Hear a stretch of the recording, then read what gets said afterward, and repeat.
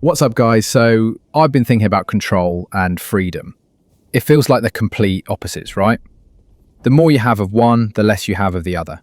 And you see this pattern everywhere, in your own life, in politics, obviously, even as like a major reason why wars happen. The second you try to impose absolute control on anything, you just create this fake, brittle order, and you pretty much guarantee that freedom's going to rebel against it. It seems like it's this constant duality between the two, just constantly oscillating. I mean, just look at it on a personal level. The philosopher Jean-Paul Sartre had this line about how we are condemned to be free. And it's true, having total responsibility is a heavy fucking burden. So what do? We run from it by trying to control everything. Think about a micromanager, we've all had one. They're so terrified of failure that they have to dictate every little detail, especially when they're delegating. But in doing that, they just crush all creativity and initiative. Their need for control, which in their mind is supposed to guarantee success, actually ensures a mediocre result from a pissed-off team. They trade the potential of real freedom for the illusion of certainty. And this exact same struggle scales up to the level of countries and geopolitical stuff. I'm wondering if this is basically the central question of politics and everything, and all the other nuances are just some branch of this primary conflict, or control versus freedom. There was this dude Thomas Hobbes who lived through a brutal civil war. He argued for absolute control. He famously said that life without a strong ruler is solitary, poor, nasty, brutish, and short.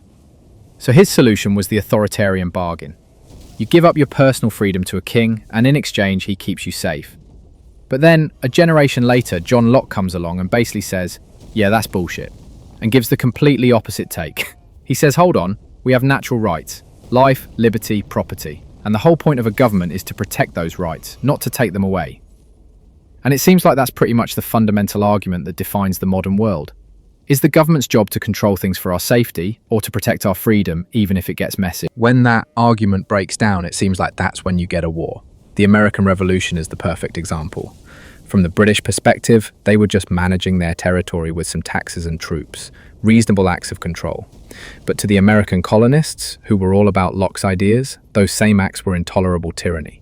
The war wasn't just about taxes, it was like this conflict over the very definition of power. One side's vision of order was the other's definition of oppression. And so it's just people arguing about this same thing, with one side thinking order is needed and another believing agency is. So the thing is, this evidently isn't a problem you can solve. It's a permanent tension to navigate.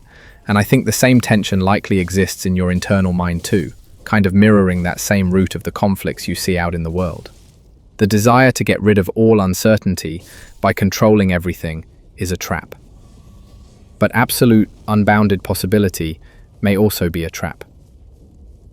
Let me know what you guys think down below. I'm not really sure I have a definitive point to make here. But it was just this weird thing I was thinking about the other day and wanted to rant on.